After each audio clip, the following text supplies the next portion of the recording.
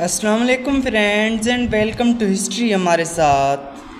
دوستو، اب صلاح الدین کو پیغام بھیجنے کے لیے قاصد کبوتر بھی نہ رہے تھے۔ بالآخر ایک جانباز تیراک پریشان حال مجذوب اور کراکش کا خط سلطان تک پہنچانے میں کامیاب ہو گیا۔ خط میں تحریر تھا کہ ہماری حالت اس قدر خراب ہو گئی ہے کہ اگر کل تک کمک نہ مل سکی تو ہمیں شہر سے ہاتھ دھونے پڑیں گے۔ اس دن یعنی 2 جولائی 1191 عیسوی کو ادھر عیسائی فوجوں نے دوبارہ شہر پر حملہ کر دیا اور ادھر صلاح الدین ایک لشکر جرار لے کر پہاڑوں سے نازل ہوا۔ اس کے ہم رکاب اس کے محافظ دستے کا حلقہ بھی تھا جس کے جانباز زرد اباؤ میں ملبوس تھے۔ رسالے کی قیادت تقی الدین کر رہا تھا اور مصر کے بختر بند مملوکوں کی کمان سلطان کے بھائی ملک العدل کے ہاتھوں میں تھی۔ جنگجو ترکمان خمیدہ تلواریں اور بھالے لیے ہوئے تھے۔ سانولے کردوں کے ہاتھوں میں لمبے نیزے اور رنگین ڈھالیں تھیں۔ ترکمان اور کرد فوج کے دونوں بازوؤں پر متعین تھے۔ ان سے پرے بدوی قبائل پرندوں کی طرح مال غنیمت پر جھپٹا مارنے کے لیے منڈلا رہے تھے۔ دوستو، بہاؤالدین نے صلاح الدین کو بعد از نماز فجر روانہ ہوتے ہوئے دیکھا۔ قاضی فاضل نے یہ منظر اپنے الفاظ میں یوں بیان کیا ہے: اس دن سلطان نے کچھ نہ کھایا اور اپنے طبیب کے اصرار پر صرف چند پیالے شربت پیا۔ میں اس دن بیماری کی وجہ سے سلطان کے ہمرکاب نہ ہو سکا۔ الیاذیہ میں اپنے خیمے پر پڑا رہا۔ اس جگہ سے مجھے سب کچھ نظر آتا تھا۔ اس روز ملک العدل نے 2 مرتبہ دشمن کی صفوں پر حملہ کیا۔ اس نے صلاح الدین کو اسلامی لشکر کی رہنمائی کرتے ہوئے دیکھا۔ سلطان نے بے پناہ حملہ کیا اور مسیح چھاؤنی کی خندق تک پہنچ گیا۔ موج در موج رسالہ خندق اور کچی دیواروں سے ٹکراتا رہا۔ یہ عظیم الشان موجیں چھوٹی چھوٹی انسانی لہروں میں تقسیم ہو گئیں۔ وہ پشتے پر تیروں کی بوچھاڑ کرتے رہے، پھر گھوڑوں سے اترے۔ انہوں نے تلواریں سونت لیں اور پشتے پر چڑھنے کے لیے سر دھڑ کی بازی لگا دی۔ پشتے سے غبار اٹھا اور وہ متحرک سیاہ نقطوں کی طرح ہجوم کرتے ہوئے غبار میں گم ہو گئے۔ غبار کے بادل میں سے سبز جھنڈے لہراتے دکھائی دیتے اور نقاروں کی پیہم پرزور دف دف کی آواز سنائی دیتی۔ ملک العدل اور تقی الدین نے سخت حملہ کیا۔ درویش نعرے لگاتے اور دیوانہ وار خنجر لہراتے گھوڑوں کی قطاروں کے درمیان دوڑ رہے تھے اور حفاظ نہایت خضوع و خشوع سے تلاوت کر رہے تھے۔ دوستو، مسلمانوں نے خندق کے پاس دشمنوں کی صفوں میں کئی شگاف کر دیے۔ وہ تلواریں سونتے عیسائیوں کے خیموں میں گھس گئے۔ وہ گھوڑوں کو پشتے کے پاس چھوڑ کر عیسائیوں کی صفوں پر پیدل حملہ کرنے لگے۔ مجروح سرفروش پیچھے رہتے گئے۔ ان کے جسم پسینے اور خون میں شرابور تھے۔ نکات کی وجہ سے گھوڑے کی پشت پر جھولتے ہوئے آگے بڑھتے۔ وہ شدت جوش میں للکار کر اپنے کارناموں کا ذکر کرتے اور ایک جنونی کیفیت میں بڑھے چلے جاتے۔ بعد میں ان کی زبانی معلوم ہوا کہ عیسائیوں کی لاشوں اور گھوڑوں کی لاشوں سے خندق اس طرح پر ہو گئی کہ پل سا بن گیا اور ہم گھوڑے دوڑاتے گزر گئے۔ ایک قوی الحبشہ فرانک خندق کے اوپر کھڑا تھا۔ اس کے ساتھی اسے متواتر پتھر دیتے جاتے اور وہ زور زور سے پتھر ہم پر پھینکتا۔ ہم نے سنگین تیروں سے اسے تقریباً 50 مرتبہ نشانہ بنایا، لیکن وہ اپنی جگہ سے نہ ہلا اور بدستور سنگ باری کرتا رہا۔ بالآخر ہمارے ایک انجینئر نے اس پر روغن نفت کا شیشہ پھینک کر اسے زندہ جلا دیا۔ بہاؤالدین ان کے کارناموں کو بغور سنتا رہا۔ اسے یہ واقعہ ایسے آزمودہ کار اور ہوشیار بڈھے سپاہی نے سنایا جو عیسائیوں کی خندق کو عبور کر کے ان کے پڑاؤ میں گھس گیا تھا۔ پشتے کے پیچھے ایک عورت سبز ابا میں ملبوس کھڑی تھی۔ وہ چوبی کمان سے ہم پر تیر برساتی رہی۔ اس نے کئی سپاہیوں کو زخمی کیا۔ بالآخر چند سپاہیوں نے اس پر قابو پا لیا۔ ہم نے اسے قتل کر کے اس کی کمان سلطان کو پیش کی اور سلطان یہ واقعہ سن کر حیران رہ گیا۔ دوستو، خون ریز لڑائی جاری رہی اور بالآخر عیسائی خندق بچانے میں کامیاب ہو گئے۔ غروب آفتاب کے وقت مسلمانوں کا رسالہ واپس چلا گیا۔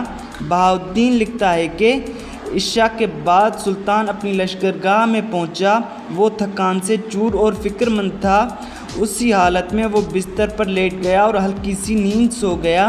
اس نے فجر سے پہلے اٹھ کر دوبارہ طبلِ جنگ بجانے کا حکم دیا۔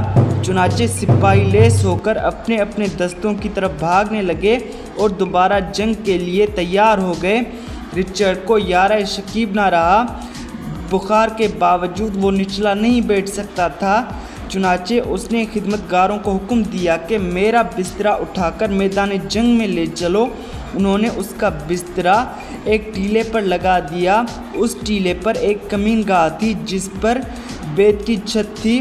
اس چھت میں ایک روزن تھا جس سے عکا کی دیواریں اور ایک برج کی شکستہ چوٹی نظر آتی تھی۔ یہاں سے انگریزی فوج کی پیش قدمی کا بھی نظارہ کیا جا سکتا تھا جو برج پر حملہ کر رہی تھی۔ رچرڈ کینی کے سہارے اٹھ کر میدان جنگ کا نظارہ کرتا رہا۔ اسے کبھی عقل دبابوں اور منجنیقوں کے جلنے کی دھڑک دھڑک، لکڑی چیزوں کی کھٹ کھٹ اور فولادی تلواروں کی چنگھار صاف سنائی دیتی تھی۔ جنگ پورے زور و شور سے جاری تھی۔ رچرڈ کے خون کی حرکت تیز ہو گئی۔ اس نے اپنی کمان منگوائی اور نہایت ماہرانہ انداز میں روزن سے تیر چلانے لگا۔ دوستو، انگریزوں نے مربع برج کی بنیاد تلے سرنگ کھود کر اس کے نیچے لکڑی کا ڈھانچہ کھڑا کر دیا تھا۔ انہوں نے اس لکڑی کے ڈھانچے کو آگ لگائی تو سوراخوں سے دھوئیں کے بادل اٹھے اور آہستہ آہستہ برج کی عمارت باہر کی طرف جھکنے لگی۔ بالآخر دیوار زمین کے سہارے ٹھہر گئی اور محاصرین کی طرف جھک کر رہ گئی۔ دیوار بدستور کھڑی رہی۔ رچرڈ نے مناد کو بلایا اور حکم دیا کہ یہ اعلان کر دو کہ جو شخص اس برج سے پتھر اکھاڑ کر لائے گا اسے 2 بازنطینی دینار دیے جائیں گے۔ مناد نے ٹیلے پر چڑھ کر بغل بجایا اور شاہی حکم کا اعلان کر دیا۔ سپاہیوں نے اعلان سنا اور جھکے ہوئے برج کی طرف لالچی نظروں سے دیکھا۔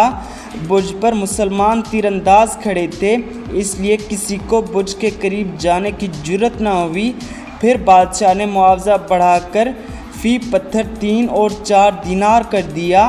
یہ سن کر انگریزی فوج کے چند ٹکڑیوں نے تلواریں نیام میں کیں اور لوہے کی سلاخیں اور ہتھوڑے لے کر برج پر ٹوٹ پڑے۔ ادھر سے مسلمان تیر اندازوں نے تیروں کی سخت بوچھاڑ شروع کر دی۔ کئی انگریز تیروں کا نشانہ ہو کر رہ گئے، کئی بھاگ نکلے اور چند ایک برج کے باقاعدہ تک جا پہنچے۔ انہوں نے برج کے پتھر نکالے اور افتاں و خیزاں بادشاہ کے حضور میں لے آئے۔ دوستو، شام تک برج بدستور قائم تھا۔ رات بھر فرنگی سپاہی برج کے پتھر اکھاڑنے میں مصروف رہے۔ چاروں طرف پتھر بکھرے پڑے تھے۔ رات کی تاریکی میں فرنگی سپاہی گورستان کے خرابات میں ناچتے ہوئے غول بیابانی کی طرح دکھائی دیتے۔ وہ دبے پاؤں نکلتے اور اپنے مقتولین کی لاشیں کھینچ کر خندق میں ڈالتے جاتے۔ وہ گھوڑوں کی لاشوں، شہتیروں اور پتھر سے خندق کو پر کرتے رہے اور ان کے ساتھی تلواریں اور تیر سونتے پہرا دیتے رہتے۔ دھندلی سی چاندنی میں برج کے کنگروں پر خودپوش مسلمان تیر اندازوں کی مدھم سی شکلیں دکھائی دیتیں۔ وہ ٹکٹکی باندھ کر اندھیرے میں متحرک سایوں کو دیکھتے اور پھر سائیں سائیں کرتے تیز تاریک فضا کے سینے میں پیوست ہو جاتے۔ حصار کے شکستہ حصوں اور شگافوں پر مسلمان سپاہی مدافعت کر رہے تھے۔ یہ فاقہ کش اور نیند کے مارے سپاہی انسانوں کے بجائے انسانی ہمزاد معلوم ہوتے۔ وہ تیر اور خنجر لیے اندھیرے میں راستہ ٹٹولتے ہوئے نکلے اور خندق تک جا پہنچے۔ وہ خندق کے پرشدہ حصوں کو خالی کرنے لگے۔ وہ انسانوں اور گھوڑوں کی اکڑی ہوئی لاشوں کو دھڑا دھڑ کاٹتے اور کٹے ہوئے اعضاء اپنے ساتھیوں کو دے دیتے جو عکا کے بازاروں سے گزرتے ہوئے انہیں سمندر میں پھینکتے جاتے۔ پھیکی چاندنی میں چند سائے رات بھر خندق پر کرتے اور چند سائے اسے خالی کرتے۔ بالآخر برج سے دھوئیں اور غبار کے بادل اٹھے اور برج ٹوٹ کر گر گیا۔ اس طرح شہر پناہ میں ایک بہت بڑا شگاف ہو گیا، جیسے چیونٹیاں اپنے شکستہ دم کوڑے کی مرمت کے لیے جوک در جوک اکٹھی ہو جاتی ہیں، اسی طرح خستہ حال میسورین کا جم غفیر فصیل کے شگافوں کو پر کرنے کے لیے جمع ہو گیا۔ وہ پتھروں، لاشوں اور شکستہ منجنیقوں کی لکڑیوں کے انبار جمع کر کے تیزی سے مورچے بناتے اور مورچہ مکمل بھی نہ کر پاتے کہ گرد و غبار میں چھپے ہوئے عیسائی حملہ آور اچانک ٹوٹ پڑتے اور ان مورچوں کو تہس نہس کر کے رکھ دیتے۔ ارل آف لیسٹر اور شویگنی اور بشپ آف سالسبری عیسائی چھاپہ ماروں کی رہنمائی کر رہے تھے، ان کے علم رفتہ رفتہ فصیل کے قریب پہنچ گئے تھے۔ وہ پتھروں کو پھلانگتے ہوئے تلواریں سونتے دشمن پر ٹوٹ پڑے اور دشمن کے پرخچے اڑاتے آگے بڑھتے گئے۔ ان کے خشک گلوں سے پرجوش نعروں کی آواز بلند ہو رہی تھی، مزار مسیح، مزار مسیح۔ دوستو، مسلمان تیر انداز بھاگ کر اونچی جگہوں پر چڑھ گئے اور حملہ آوروں کو نشانہ بنانے لگے۔ بالآخر عیسائی جانباز لڑتے بھڑتے گرتے پڑتے مورچوں پر قابض ہو گئے۔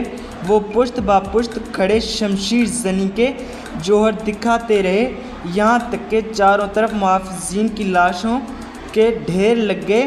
انہوں نے لاشوں کے انبار پر کھڑے ہو کر فصیل پر جھنڈا لہرا دیا۔ جوں ہی جھنڈا بلند ہوا، دور سے فضا میں ایک نعرہ گونج اٹھا، انگلستان پر سینٹ جارج کی رحمت ہو۔ ایک جوشیلا نائٹ آگے بڑھا، یہ آبری کلیمنٹ تھا۔ اس نے قسم کھائی تھی کہ یا تو آج عکا میں داخل ہو جاؤں گا یا مر جاؤں گا۔ وہ ترکوں کے خوفناک جوابی حملے میں مارا گیا۔ مسلمان سرفروش خنجروں اور ٹوٹی ہوئی تلواروں سے نصرانیوں پر ٹوٹ پڑے اور دشمن کو شگاف سے ہٹا دیا۔ وہ شعلہ اندازوں کی آمد تک شگاف پر ڈٹے رہے۔ دوستو، شعلہ اندازوں کی پچکاریوں سے یکدم شعلوں کے سوتے پھوٹے، نفط و آتش کا ایک سیلاب امنڈ آیا، جس میں کئی حملہ آور جھلس اور جل گئے۔ وہ حملہ آور جو دشمن کی شمشیر آبدار سے نہیں گھبرائے تھے، ان آتشی فواروں کے سامنے بے بس ہو کر رہ گئے۔ وہ تیزی سے پسپا ہوئے، کئی خندق کے ملبے میں گرے اور کئی بلند فصیل سے گر کر مر گئے۔ اس طرح انگریزی فوج کو مار کر شگاف سے پیچھے دھکیل دیا گیا اور تھکے ماندے ترک خوشی سے دشمن پر آوازیں کسنے لگے۔ لیکن اس آتش بازی اور جوابی حملے میں میسورین کی رہی سہی قوت بھی صرف ہو گئی۔ جمعہ 12 جولائی 1191 عیسوی کو ایک تیراک دور ساحل پر پہنچا، اسے سلطان کے حضور میں پیش کیا گیا۔ وہ عکا کے امیروں کا پیغام لایا تھا۔ بہاؤالدین وضاحت کرتے ہوئے لکھتا ہے کہ خط سے ظاہر ہوتا تھا کہ میسورین کی قوت جواب دے چکی ہے، ان کے وسائل ختم ہو چکے ہیں اور وہ چوڑے شگاف کی مدافعت کرنے سے قاصر ہیں۔ موت ان کے لیے مقدر ہو چکی تھی۔ انہیں یقین تھا کہ اگر دشمن نے شہر کو بزور فتح کر لیا تو سب کو تلوار کے گھاٹ اتار دیا جائے گا۔ چنانچہ انہوں نے شہر کو دشمن کے حوالے کرنے کے لیے معاہدے کی قرارداد پیش کی۔ سلطان نے خط پڑھتے ہی امیروں کی مجلس مشاورت طلب کی۔ مشاورت ختم ہونے کے بعد سلطان نے تیراک کو بلایا اور اسے پیغام دیا کہ ہمیں قرارداد صلح کی شرائط منظور ہیں۔ دوستو، صلاح الدین مجلس مشاورت سے چپ چاپ اٹھ کر چلا گیا۔ اس رات وہ پریشان اور کھویا کھویا سا بیٹھا رہا۔ یکدم سامنے فصیل پر روشنیاں جگمگا اٹھیں اور ہمیں دشمن کے پرچم لہراتے نظر آئے۔ فصیل پر سلیبیں نصب تھیں، فصیل پر مسرت روشنی سے منور تھی اور عکا مفتوح ہو چکا تھا۔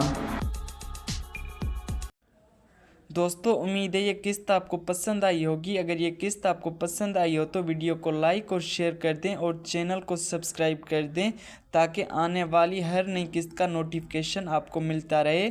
ملتے ہیں اگلی قسط میں، تب تک اپنا بہت زیادہ خیال رکھیے۔ اللہ حافظ۔